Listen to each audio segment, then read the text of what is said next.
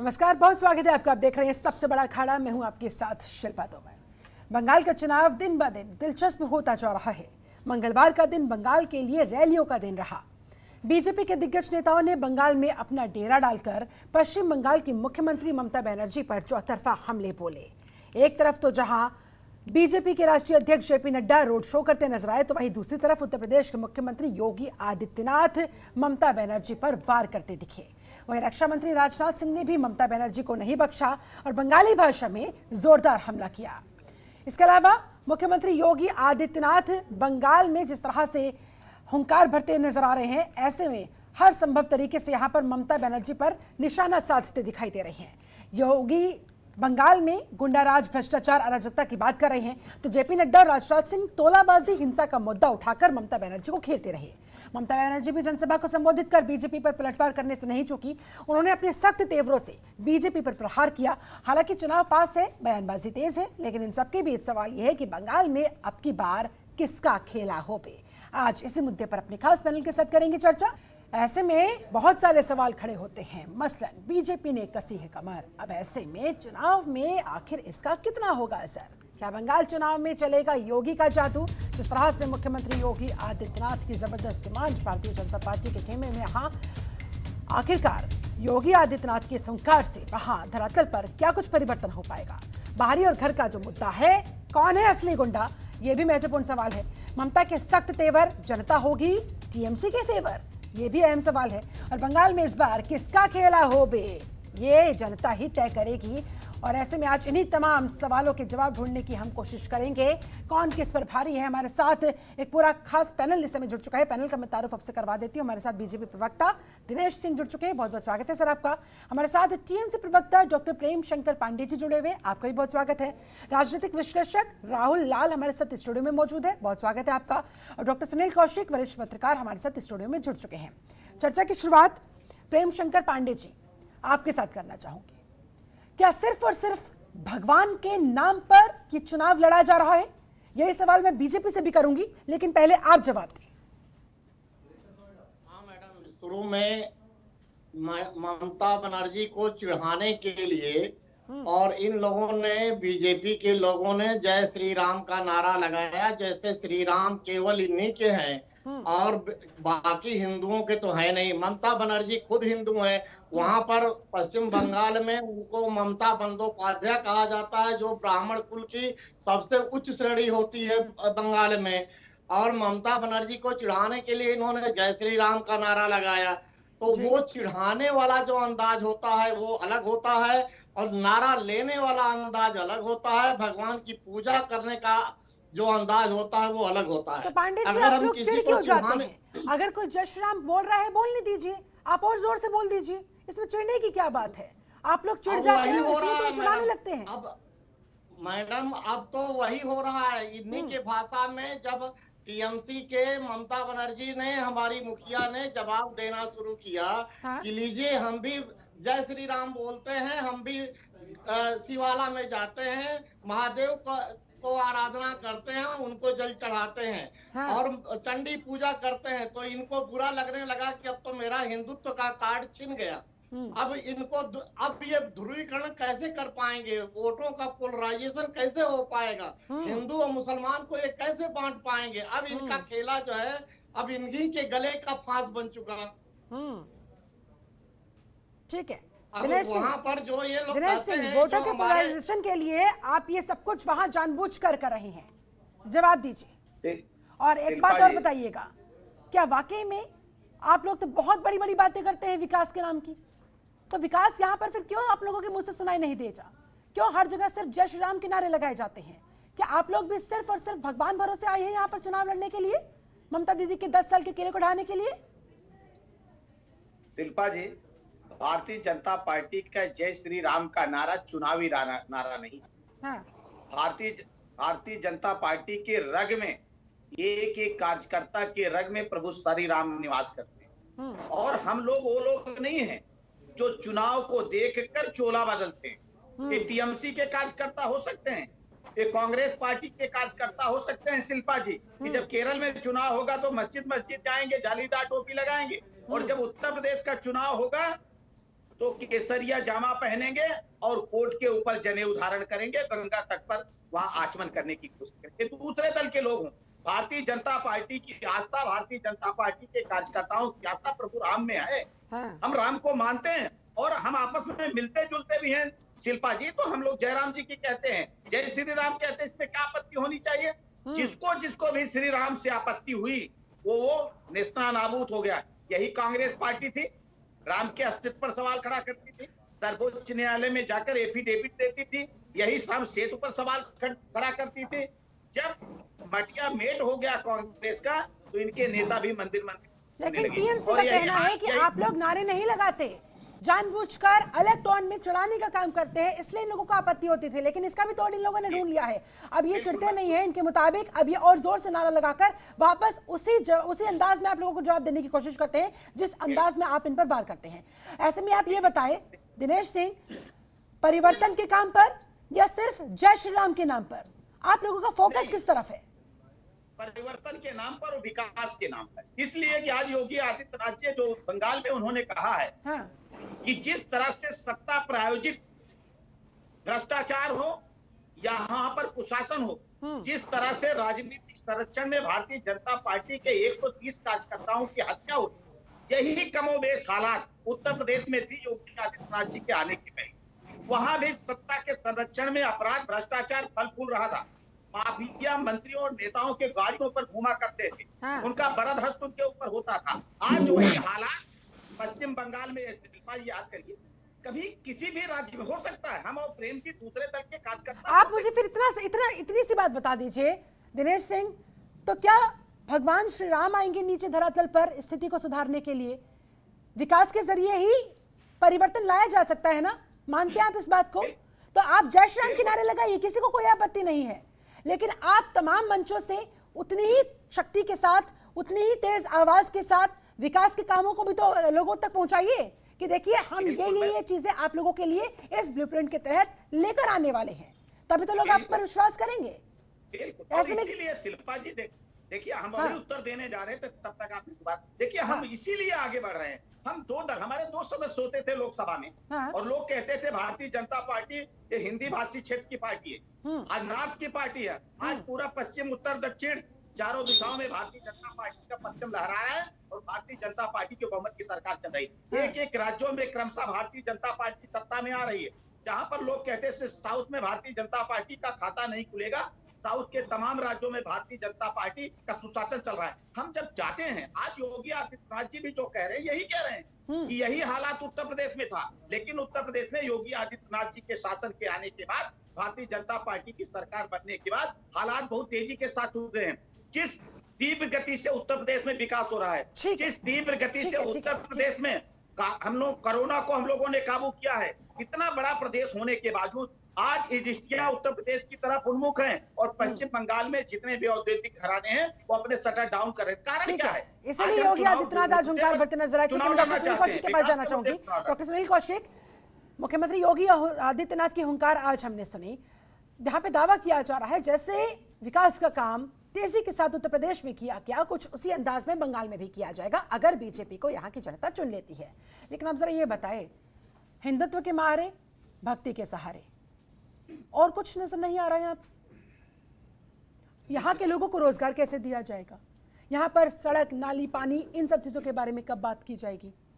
यहाँ लोगों को कानून व्यवस्था में दुरुस्त ना होने की वजह से जो दिक्कतों का सामना करना पड़ता है, जो क्राइम रेट्स है, उसके बारे में कब बात की जाएगी?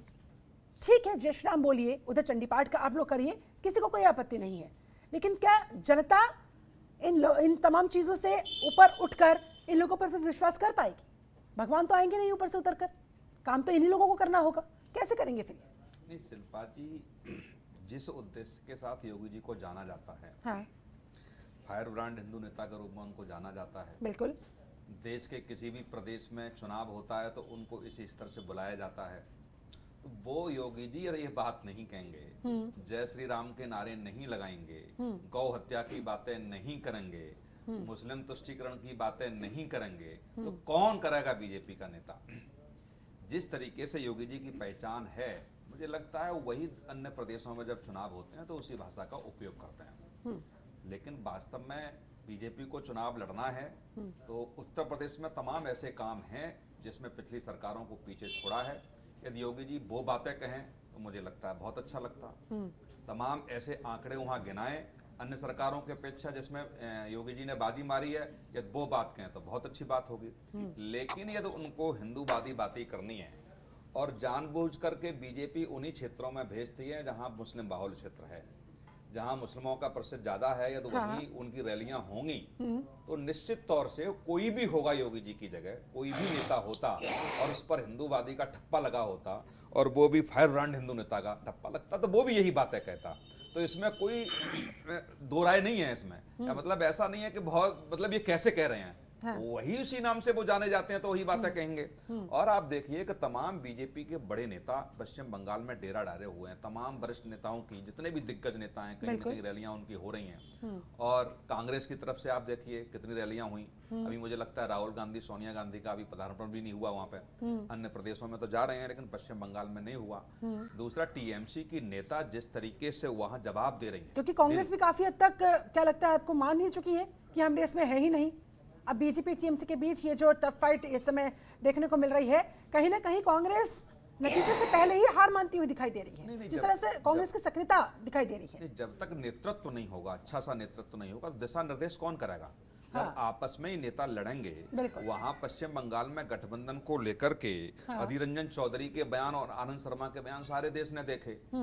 आनंद शर्मा ने सवाल उठाए उस गठबंधन को लेकर के, अधीर रंजन चौधरी ने यह कहा कि नहीं, ऊपर से निर्देश हुआ है, ऊपर से अनुपालन इस गठबंधन का हुआ है। तो जो वरिष्ठ नेता हों, जिनकी तरफ कार्यकर्ता और छोटे जिला स्तर के नेता, प्रदेश स्तर के नेता देखते हों कि क्या निर्देश मिलेंगे, किस तरीके से नेतृत्व उनको निर्देश देगा, या तो उन्हीं में घमासान मचा है, तो कैसे हम कह सकते हैं कि कांग्रेस वहां बड़ा दिग्गज बने से या बहुत अच्छे से वहां चुनाव लड़ सकती है।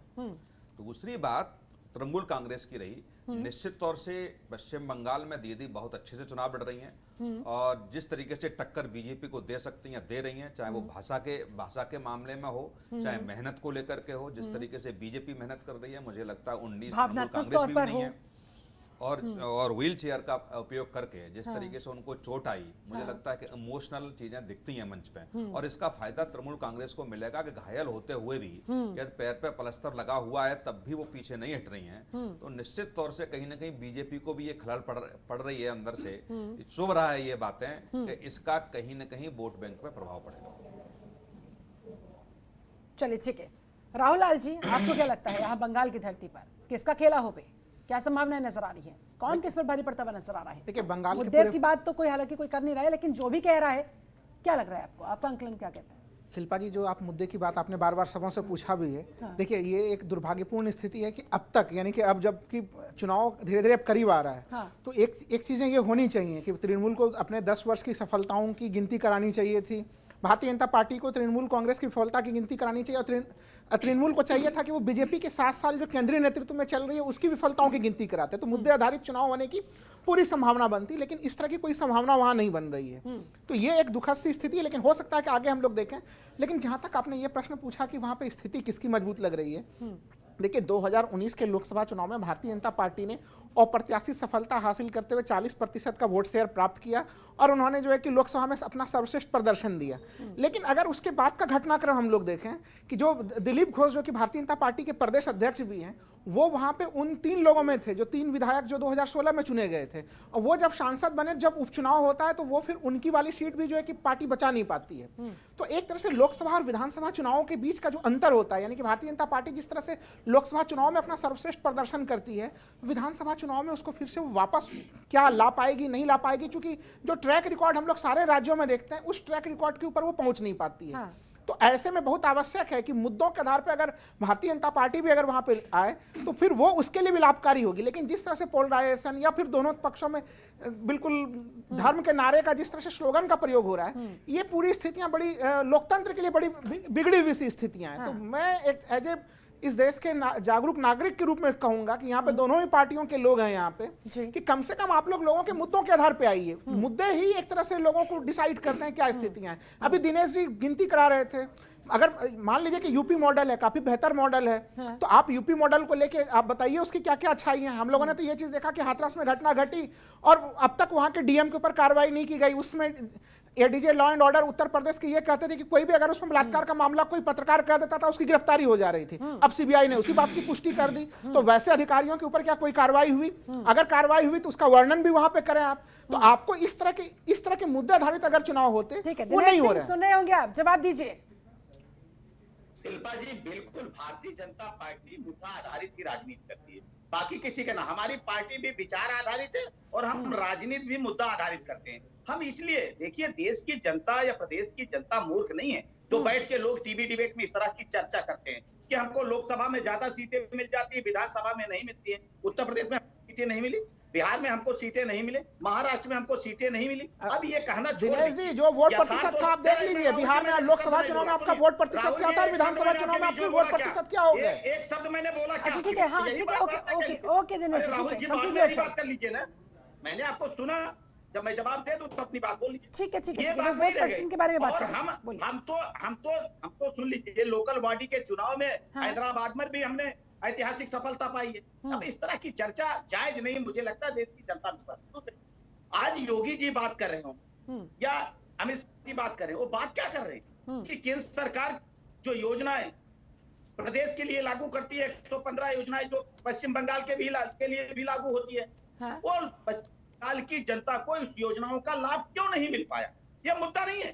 दूसरा, अगर उत्तर प्रदेश में हम एक्सप्रेस हाईवे बना रहे हैं, तमाम एक्सप्रेस हाईवे बना रहे हैं, क्या ये पश्चिम बंगाल में नहीं बनना चाहिए? हमारे नेता जाते हैं, कल ही परिवहन मंत्री वहां गए थे, सड़क परिवहन मंत्री, उन्होंने कहा कि यूपीए के शासनकाल में जहां 2 किलोमीटर सड़क पट्टी बनती थी, आज 34 किलोमीटर बन रही है। ये मुद्दा आधारित राजनीति नहीं है। अगर योगी आदित्यनाथ जी कहते हैं कि नहीं, गायों को बांग्लादेश भेज दिया जाता है बांग्लादेश करने के लिए, क्या मुद्दा आधारित राजनीति नहीं है? क्या राजनीतिक संरक्षण में भ्रष्टाचार चरम पर हो जाए, राजनीतिक हिंसाएं होती रही, हमारे कार्यकर्ताओं की हत्या होती रही? और दूसरी चीज तो बार बार एक बात हो रही शिल्पा जी कि ममता बनर्जी व्हील चेयर पर प्लास्टर लगकर उनको राजनीति कर रही, तो सिंपैथी, निश्चित तौर पर उनको सहानुभूति का लाभ होता है। लेकिन अगर उन्होंने ये ना कहा होता हमारे ऊपर हमला हुआ, अगर उन्होंने पहले ही कहा होता कि नहीं, एक दुर्घटना है, एक घटना घटित हुई है, लेकिन वो तो कह रही कि हमला हुआ है। पश्चिम बंगाल की सब जानती है, और जो कह रही है आप बार बार बिल्कुल खेला हो गए, लेकिन एक खेला टीएमसी नेता करबे ना। ठीक है दिनेश जी, आपकी पूरी बात सुनी गई। राहुल जी, आप कुछ कहना चाह रहे हैं, सुन लीजिए। बंगाल की जनता दिनेश जी 2 तारीख को, ठीक है दिनेश जी, ठीक है, सुन लीजिए 2 तारीख को तो हालांकि तस्वीर पूरी तरह से स्पष्ट हो ही जाएगी, दूध का दूध पानी का पानी हो ही जाएगा, परिणाम का दिन है, सारी चीजें स्पष्ट हो जाएंगी। देखिए, जो यहाँ पे कई मुद्दे जो उठाए जा रहे हैं, देखिए योगी जी काम अच्छा कर रहे हैं, कई काम उन्होंने काफी अच्छे काम किए हैं, उसकी गिनती ये लोग कर नहीं करते हैं। अब फंस जाते हैं बीजेपी के लोग कि जो दूसरे पहलुओं में जाते हैं वहां पे जाके फंस जाते हैं। मैं अभी भी कह रहा हूं, योगी जी ने आप यहाँ पे जिस तरह से उन्होंने कई मामलों में कई रैंकिंग सुधारे, लेकिन उनको केंद्र सरकार से क्या वो सहयोग मिला? जो डबल इंजन का कॉन्सेप्ट जो पूरा का पूरा चलता है, उत्तर प्रदेश के कई मंत्री तब जुबान कहते हैं कि हमारा जीएसटी रिफंड जो मिलना चाहिए वो नहीं मिल पा रहा, विपक्षी पार्टियों के लोग हल्ला हंगामा मचा के ले लेते हैं। तो ये जो डबल इंजन का पूरा कॉन्सेप्ट है वो नहीं दिखता। देखिए, अभी वो एक सवाल उठा रहे थे कि क्या केंद्रीय योजनाओं का लाभ वहां के लोगों को नहीं मिलना चाहिए? बिल्कुल मिलना चाहिए, कोई भी आदमी समर्थन करेगा। लेकिन मैं एक उदाहरण दे रहा हूं, प्रधानमंत्री किसान सम्मान निधि योजना, जिसको लेकर काफी चर्चा होती है कि पश्चिम बंगाल में ममता बनर्जी ने उसको लागू नहीं होने दिया, और उन्हीं का पड़ोसी राज्य जहां पे डबल इंजन की बिहार की सरकार चल रही है, वहां पे वो योजना लागू भी है। फिर भी पश्चिम बंगाल के किसानों का मासिक आय 4,500 रुपया है, और बिहार के किसानों का डबल इंजन के बावजूद भी मासिक आय 3,500 है। मैं नहीं कह रहा हूं कि 4,500 बहुत अच्छी इनकम है, नेशनल इनकम 8,000 है, वो 8,000 पहुंचनी चाहिए। लेकिन आखिर आपका प्रधानमंत्री किसान सम्मान निधि मिलने के बावजूद भी बिहार क्यों 3,500 पे रुका हुआ है? क्यों बिहार के किसान भारत के सबसे गरीब किसानों में शामिल है? तो इसलिए मुद्दा आधारित जब बातचीत करेंगे तो चीजें बहुत खुलती हैं। यही कारण है कि इन लोगों को मंदिर मस्जिद ज्यादा शूट करता है शिल्पा जी, क्योंकि ये सारे फैक्ट्स फिर कहीं ना कहीं दबकर रह जाते हैं। डॉक्टर सुनील कौशिक। नहीं, मैं राहुल जी की इस बात से बिल्कुल सहमत नहीं हूँ कि यदि केंद्र सरकार सम्मान निधि दे रही है उससे किसानों की आय बढ़ जाएगी। कोई ऐसी योजना नहीं है। 6,000 रुपये प्रति वर्ष के हिसाब से वो दे रही है, सम्मान निधि उसका उपयोग है। कभी दवाई के लिए ऐसी अव्यवस्था घर में हो जाती है, उसके लिए एक सम्मानजनक के रूप में दी है। लेकिन हम इसको मान के चलें कि 6,000 रुपये प्रति ईयर के हिसाब से हम देंगे तो उसमें उनकी आय बढ़ जाएगी। आय के लिए तो वहाँ की प्रदेश सरकारों को भी काम करना पड़ेगा, केंद्र सरकार को भी काम करना पड़ेगा। और ये सम्मान निधि के माध्यम से हम देना चाहें, कल भी टीएमसी के एक नेता बैठे थे, उन्होंने कहा हम 10,000 दे रहे हैं, ये 6,000 रुपये दे रहे हैं, तो ये भीख थोड़ी लेंगे। अब भीख सम्मान निधि थोड़ी हो सकती है, तमाम निधियां हैं यहाँ पे, तो वो तो भीख थोड़ी हो सकती है। लेकिन केंद्र सरकार के नाते जो योजना आई, हो सकता है आगे जाके बढ़े, हो सकता है ये खत्म हो जाए। ये तो भविष्य में जब इनकी समीक्षा इस योजना की होगी तब पता चलेगा कि आखिर में इसको आगे रखेंगे या खत्म करेंगे। लेकिन किसानों से संबंधित तमाम ऐसी योजनाएं हैं, जैसे उत्तर प्रदेश को लेकर के राहुल जी ने बात की, तमाम ऐसे एग्जाम्पल हैं। 14 जब योगी जी की सरकार बनी तब 14वें नंबर पर था इज डूइंग बिजनेस के मामले में, आज दूसरे नंबर पर है। ये बखान बीजेपी को पश्चिम बंगाल में करना चाहिए। स्कूलों की आप करिए, यहाँ पे कई हजार स्कूल प्राइवेट स्कूलों के समतुल्य आ गए हैं, कंपटीशन कर रहे हैं। ये तुलना वहां करनी चाहिए। जितनी भर्तियां यहाँ हुई हैं उत्तर प्रदेश में, उतनी भर्तियों का बखान पश्चिम बंगाल में जाके करना चाहिए। तमाम ऐसी चीजें हैं जो करेंगे। लेकिन पोलराइजेशन करना है, वहां पर हिंदू मुस्लिम की राजनीति करनी है, तो दोनों के पास कोई रास्ता ही नहीं है। वो कहेंगे जय श्री राम के नारे कहेंगे, वो काली माई के नारे लगाएंगे, वो उसका विरोध करेंगे। प्रेम शंकर पांडे जी, आपके पास आते हुए क्या लग रहा है आपको? हर मुद्दे पर बात हो रही है, बीजेपी कह रहे हैं हम तो मुद्दे पर ही बात कर रहे हैं, पोलराइजेशन तो हम कर ही नहीं रहे, तो क्या टीएमसी पोलराइजेशन कर रही है? कभी चंडी पाठ करके, कभी दुर्गा माता का नारा लगा के। हम अपने हमारे जो दोनों राजनीतिक विश्लेषक जी बैठे हैं, मैं उनकी बातों को पूर्ण रूप से 1% सही बातें उन दोनों लोगों ने कहा है। मैं इन भाजपा के लोगों को, जो पूरा देश छोड़ करके सारा कैबिनेट वहाँ एक महिला मुख्यमंत्री को हराने के लिए पहुंचा हुआ है, जो एक कहते हैं नड्डा जी कहते हैं, राजनाथ जी कहते हैं और योगी आदित्यनाथ जी कहते हैं कि जनता ने तय कर लिया है और 2 मई को महिला मुख्यमंत्री क्यों बोलेगा? ये महिला कार्ड क्यों प्ले कर रहे हैं? मुख्यमंत्री के तौर पर आप बोलिए, हर कोई स्वीकार करेगा, लेकिन ये महिला मुख्यमंत्री कहकर क्या साबित करना चाह रहे हैं? महिला मुख्यमंत्री के अकेले तो मुख्यमंत्री हैं पूरे प्रदेश, पूरे देश में एक महिला मुख्यमंत्री जो व्हील चेयर पर बैठ के प्रचार कर रही है, इनके सारे फोर्स का अकेले जवाब। लेकिन मुख्यमंत्री के काम का जो हिसाब होता है वो महिला पुरुष के आधार पर तो होता नहीं है। मैडम, यही तो मैं कह रहा हूँ। हाँ। उन्होंने वो सारा काम करके दिखाया है। ये विकास की बात करते हैं, वही विकास की बात उन्होंने दिखा दिया कि हम अपने संसाधनों से, केंद्र से कुछ भी उन्होंने। मैडम मेरी बात 1 मिनट जरा सा पूरी हो जाने दीजिए। हाँ, बोलिए। केंद्र से पैसा, आखिर विकास कैसे होता है? पैसे से होता है। और पैसा कहाँ से आता है? जीएसटी से आता है, सेल टैक्स से आता है, इनकम टैक्स से आता है। इन सारी चीजों से पैसा कहाँ जाता है? पहले केंद्र में जाता है। और केंद्र का जो प्रदेश का जो ये उसका आंशिक वो भाग मिलना चाहिए। हाँ। वो केंद्र की सरकार ने जितना बंगाल को देना चाहिए था, जो उसका हक बनता था, ये केंद्र सरकार भाजपा की उतना उसको दिया नहीं। इसके बाद भी ममता बनर्जी ने अपने संसाधनों से, प्रदेश के संसाधनों से जो विकास किया है, आप वहां की जनता से पूछिए, सारी जनता खुश है। ये 6,000 रुपए जो कहते हैं किसान सम्मान निधि की बात करते हैं, वो उत्तर प्रदेश का किसान उतना खुश नहीं है जितना ममता बनर्जी के प्रदेश बंगाल में वहां का किसान खुश है। दूसरी बात मैं कहना चाह रहा हूँ कि जो एक कारण है कि चंडी पाठ और दुर्गा पाठ या श्री राम की बातें करते हैं। श्री राम जी के सामने जब सती चली गई सीता का रूप लेकर के, तो शिव जी ने कहा कि यही तन सती भेंट मोहि नाही। तो कहने का मतलब है कि भगवान श्री राम भी माँ दुर्गा को प्रणाम करते थे, सती को प्रणाम करते थे। और वो हमारी मुख्यमंत्री जो चंडी पाठ करती हैं, दुर्गा पाठ करती हैं, और बंगाल की ये परंपरा रही है कि दुर्गा पाठ जितना पश्चिम बंगाल में कायदे से होता है, उतना पूरे देश में कहीं नहीं होता है। ये श्री राम का नारा लगा करके क्या सिद्ध करना चाहते हैं? हाँ। वो हिंदू नहीं है। ठीक है, डॉक्टर सुनील कौशिक, बीजेपी के लोग कहते हैं कुल मिलाकर मैडम ममता बनर्जी जाइए बात का सार ये, टीएमसी ये कहना चाहती है कि भाई देखिए, एक महिला मुख्यमंत्री होने के बावजूद, केंद्र से मदद ना मिलने के बावजूद, देखिए हमारे बंगाल की मुख्यमंत्री कितनी स्वाभिमानी है कि फिर भी तरक्की की राह पर आगे प्रदेश को ले जाने के लिए दिन रात एक काम कर रही है, और उसी स्वाभिमान पर बीजेपी चोट करना चाहती है। नहीं, एक बात ममता मैडम दीदी ये तो हमारी बताया और कि आखिर में केंद्र दिनेश सरकार जी, ने कौन दिनेश सी जी योजना मेरी रोक एक बात और सुन दी, लीजिए। कहाँ केंद्र सरकार ने उनका सहयोग नहीं किया। हाँ। ये बिल्कुल इलेक्शन का समय है, जनता को बताया जाए। हाँ। और जो टीएमसी के प्रवक्ता कह रहे हैं कि वहाँ चंडी और दुर्गा की पूजा होती है, हाँ। तो ये भी बता दें कि उसी पश्चिम बंगाल में हाई कोर्ट से परमिशन ले लेकर के पूजा और अर्चना वहाँ हुई है। तमाम रोकें इनकी टीएमसी सरकार ने वहाँ लगाई, हाई कोर्ट को वहाँ हस्तक्षेप करना पड़ा। तो ये भी तो बताना चाहिए कि आखिर में जो पूजा करने वाले वो लोग थे, क्या वो बाहर के लोग थे क्या वो पश्चिम बंगाल के लोग नहीं थे क्या वो पूजा में क्या विध्वंस मचाना चाहते थे क्या? तो ये सारी चीजें हैं, चाहे भाजपा हो चाहे टीएमसी हो, सब अपना खेल खेल रही हैं। और इस बात पर बीजेपी कह रही है, चाहे अमित शाह जी के देखो चाहे मोदी जी के देखो, कि इस प्रदेश में पूजा करने के लिए भी हाईकोर्ट से परमिशन लेनी पड़ी है। तो ये तो टीएमसी को बताना पड़ेगा। और दूसरा जो कह रहे हैं कि केंद्र सरकार ने तमाम ऐसी योजनाएं दी, या वहां ऐसी योजनाएं भी थी क्या केंद्र सरकार ने स्वयं रोक लगा दी क्या? या प्रदेश सरकार का और केंद्र सरकार का तमाम ऐसी योजनाएं हैं जिसमें 40 और 60 का रेशियो रहता है, 27-28 ऐसी योजना है जहां इस तरीके का रेशियो रहता है। क्या वो ऐसी चीजें बखान करें ममता जी कि इतनी योजनाओं में अब केंद्र सरकार ने अपना हिस्सा नहीं दिया? मैंने तो अपने हिस्से से काम किया इस प्रदेश में, लेकिन केंद्र सरकार की तरफ से हिस्सा नहीं मिला। तो ये सारी चीजें रखनी पड़ेगी ना जनता के सामने।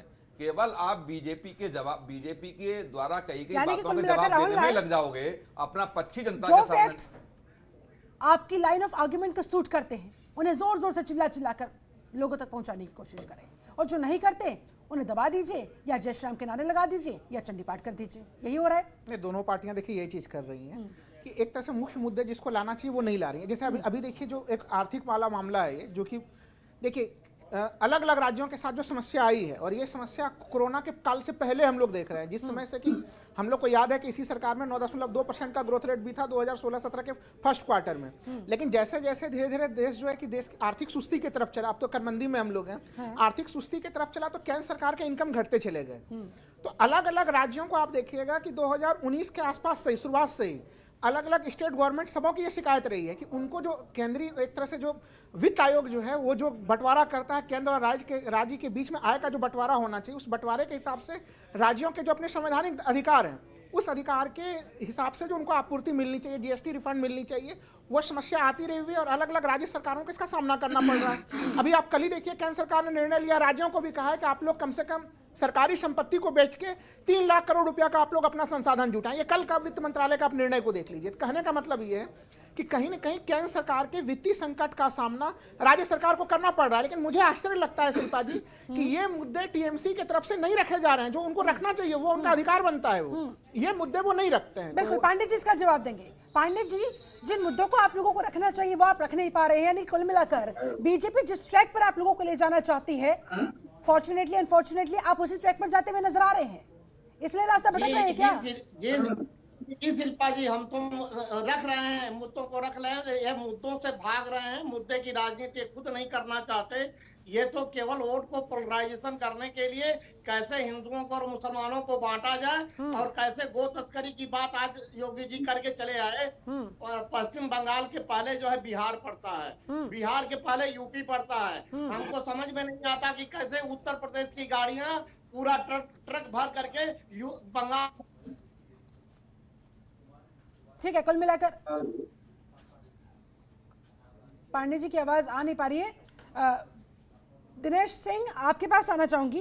कह रहे हैं साफ साफ टीएमसी वाले कि भाई यूपी का हाल देख लीजिए, बिहार का हाल देख लीजिए, बंगाल का हाल तो बाद में देखिएगा, पहले वहां तो हाल जो बेहाल चल रहे हैं आप लोगों के उसे ठीक कर लीजिए। दिनेश सिंह।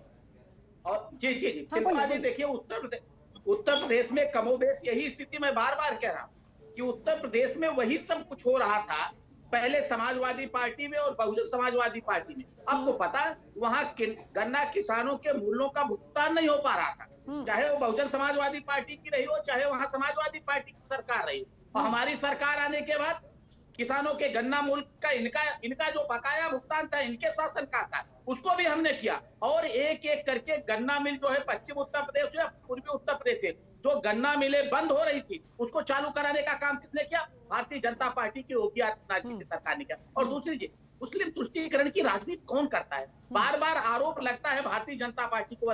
मैं ये कहना चाहता हूं कि देखिए दुर्गा पूजा, पश्चिम बंगाल की दुर्गा पूजा शिल्पा जी, पूरे देश और दुनिया को लोग देखने के लिए जाते हैं। याद करें, मैं तो कलकत्ता में रहा हूँ, पढ़ा हूँ, लिखा हूँ, बड़ा हुआ हूँ, हाँ। इसलिए मैं जानता हूँ। या तो प्रेम से इंकार कर दे, वही दुर्गा पूजा के ऊपर बैन लगाने का काम किसने किया था? हाई कोर्ट जाना पड़ा था। और यही हाल उत्तर प्रदेश में था। यहाँ कांवड़ यात्रा पर रोक लगाने का काम किसने किया था? लेकिन आप मुझे इतना बताइए, आप जिस राज्य में चुनावी अखाड़े में उतरते हैं वहां बीजेपी के जाते ही पोलराइजेशन के आरोप लगने क्यों शुरू हो जाते हैं?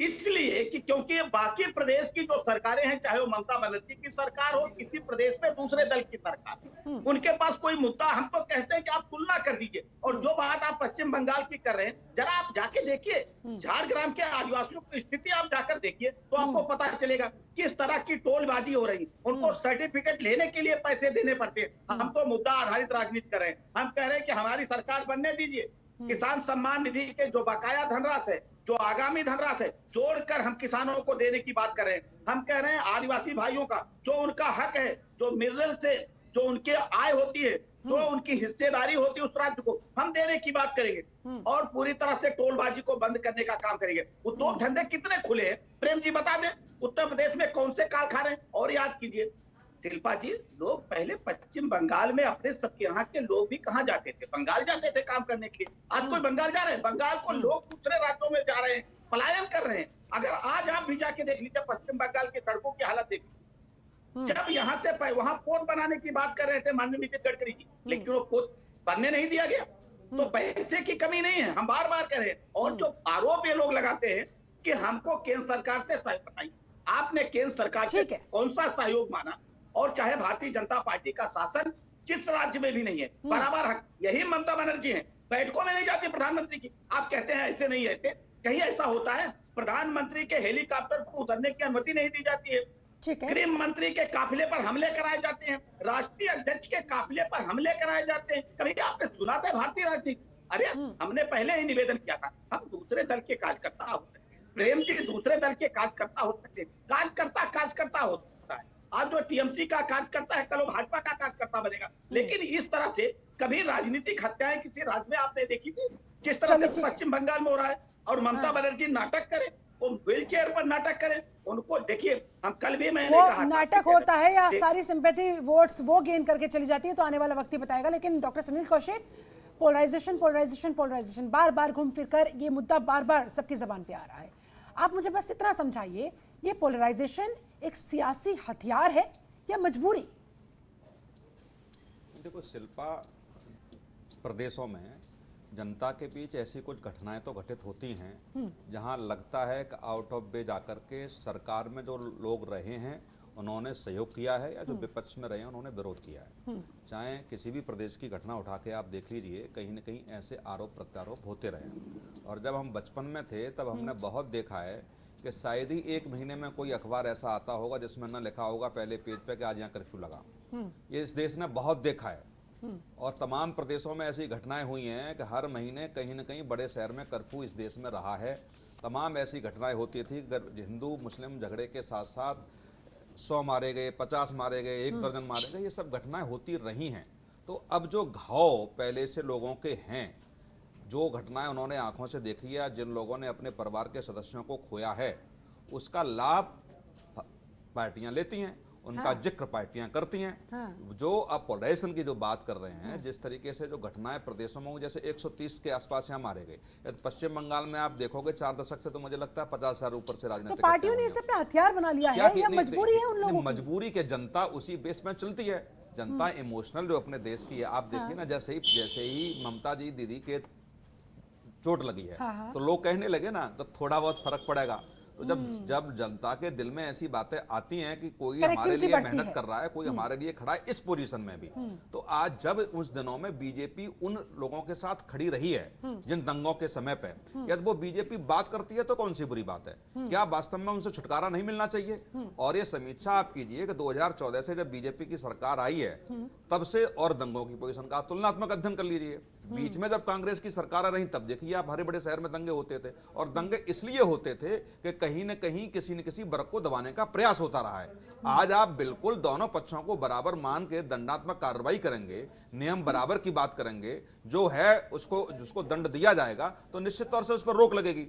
तो ये काम किनका है? धर्म सरकारों जाति का से काम ऊपर है, उठकर राजनीतिक अपराध की संगठनों का काम कैटेगरी है। से अगर आप देखेंगे तो हाँ नहीं, बिल्कुल मैं वही कह रहा हूँ, बिल्कुल है। ये राजनीतिक जो सरकार में बैठे हुए लोग हैं, या तो उन्होंने उस समय आंखें बंद करके ऐसे निर्देश दिए हैं या ऐसे लोगों का सहयोग किया है, तो आज उसका मौका बीजेपी उठा रही है और उठाना भी चाहिए उसको। ठीक है। राहुल लाल, आपको क्या लगता है, आप कितने सहमत? नहीं, देखिए, एक तरह से पश्चिम बंगाल के पूरे मामले में वहाँ पे राजनीतिक हिंसा की घटनाएं घट रही हैं, लेकिन अगर हम लोग एनसीआरबी के आंकड़े शिल्पा जी देखते हैं तो स्थिति यह है कि अभी 2018 तक के जो आंकड़े जारी किए गए एनसीआरबी की तरफ से, उसमें पश्चिम बंगाल राजनीतिक हिंसा के मामले में नंबर 1 नहीं है। नंबर 1 उसमें उत्तर प्रदेश है राजनीतिक हिंसा के मामले में। पहली चीज, 2011 से अगर अब तक के आंकड़े हम लोग लेके देख रहे हैं तो वहां पे राजनीतिक हिंसा की घटनाएं घटती हुई दिख रही हैं। तो अब वो कैसे एनसीआरबी कैसे रिपोर्ट्स बना रही है, क्या चीजें हो रही है, हो सकता है उसके ऊपर तमाम सवाल खड़े हों, लेकिन हाँ ये चीज है कि जो पोलराइजेशन पॉलिटिक्स है वो काफी ज्यादा गंभीर है। अब देखिए, अब इसमें समस्या क्या आ रही है? समस्या ये आ रही है कि अब तक भारतीय जनता पार्टी का प्रयास ये था कि 30% मुस्लिमों का एक तरह से मुहर टीएमसी के ऊपर लगा दिया जाए और 70% को उसके विरुद्ध हम भावनात्मक तौर पे जमा करके हम वो वोट ले लें। लेकिन जब ममता बनर्जी वो भी जब मंदिर और एक तरह से बाकी जगह जाने लगती है, फिर भारतीय जनता पार्टी को लगता है कि शायद उसकी सत्ता को चुनौती मिल रही है कि कहीं ऐसा ना हो जाए कि वो उधर 30% वाला में भी ले ले और वो 70% वाले में भी सनमारी कर जाए। तो यहाँ से फिर असुरक्षा का बोझ शुरू होता है और मूल मुद्दे जो कि गौण हो जाते हैं। ये है राजनीति का मुख्य कारण। लेकिन इसमें मुख्य रूप से गंभीर जनता को होने की आवश्यकता है कि वो अपने मुद्दों पे कायम रहे। मैं इस बात से सहमत हूं कि भारत की जनता भावनात्मक आधार पे काफी ज्यादा वोटिंग करती है और इस कारण से उनके कई बार मूल मुद्दे गौण हो जाते हैं, लेकिन अब धीरे धीरे जनता काफी संवेदनशील होकर भी वोट कर रही है। हम लोगों ने देखा है कि दिल्ली के विधानसभा चुनाव में भारतीय जनता पार्टी ने उसको कितना ज्यादा जो है कि उसमें किस तरह के बयान आए उन लोगों के, लेकिन वो सारे बयान एक तरफ रह गए और फिर भी जो है कि आम आदमी पार्टी और इससे बेहतर बीजेपी के अलावा और कौन जान सकता है किस तरह से भावनात्मक तौर पर जनता को अपने साथ बहा कर ले जाना। 14 में भी हमने देखा, 19 में भी हमने देखा। दिनेश सिंह, जवाब दीजिए। भावनात्मक रूप से नहीं। शिल्पा जी, मेरा एक सवाल आपसे भी, राहुल जी जवाब देंगे। बताइए कि अगर 130 कार्यकर्ताओं की हत्या होती है जिनके घर में खुशी माने अपने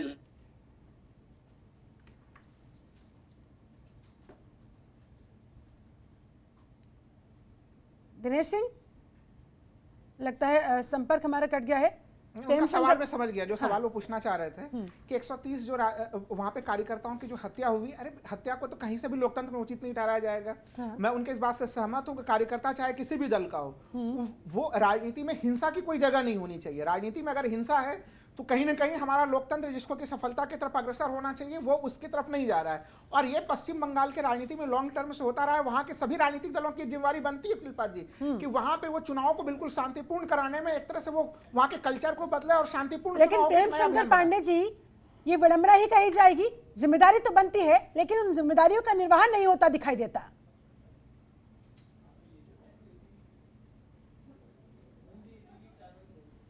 पांडे जी, आवाज मिल पा रही है? हाँ बिल्कुल सर। हाँ बोलिए सर, बोलिए। ये लोग, भाजपा के लोग इतने अहंकारी हो चुके हैं कि अभी आपने दिनेश जी की बात सुनी थे कि हमने दो सीट से और कितनी बहुमत प्राप्त किया। अरे किसी भी व्यक्ति को दिनेश जी दौलत और सेहत पर घमंड नहीं करना चाहिए।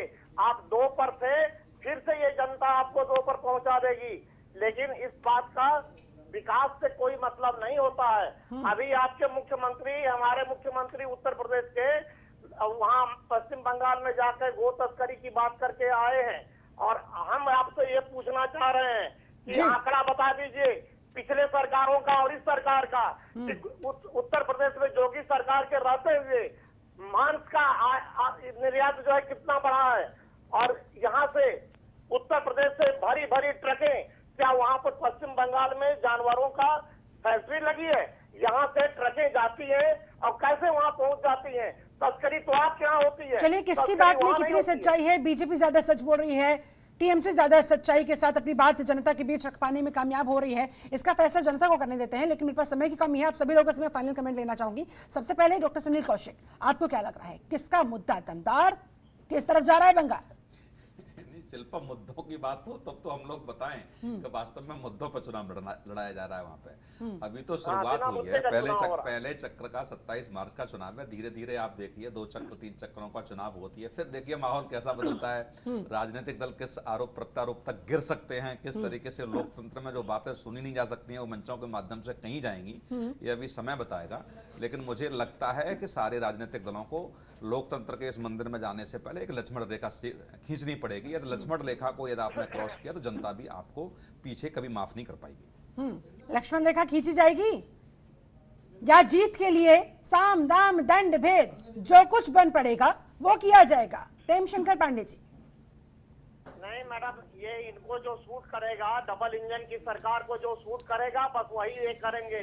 ये लक्ष्मण रेखा बना ही नहीं सकते। मुद्दे की राजनीति करने से भागने वाली बीजेपी ये लक्ष्मण रेखा क्यों खींचेगी? हमारे जो विशेषज्ञ कह रहे हैं बिल्कुल सही कह रहे हैं, लक्ष्मण रेखा खींची जानी चाहिए, लेकिन इसको बीजेपी कभी एक्सेप्ट नहीं करेगी।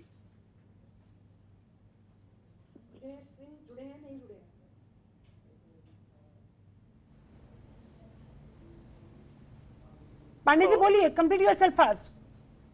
हमने कहा कि हमारे जो विशेषज्ञ राजनीतिक विश्लेषणकर्ता बैठे हैं, बहुत सही बात उन्होंने कहा। ठीक है कि लक्ष्मण रेखा खींची जानी चाहिए, लेकिन इस चीज को डबल इंजन की सरकार मानेगी?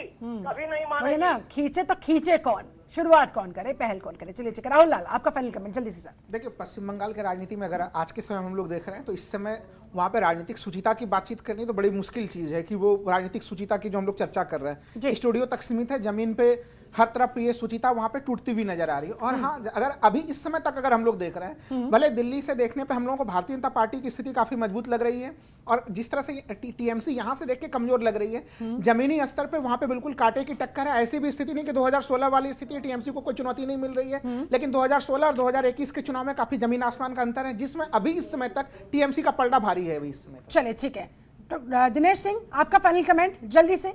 बीजेपी के तमाम प्रयास आप लोगों को कहां ले जाते हुए?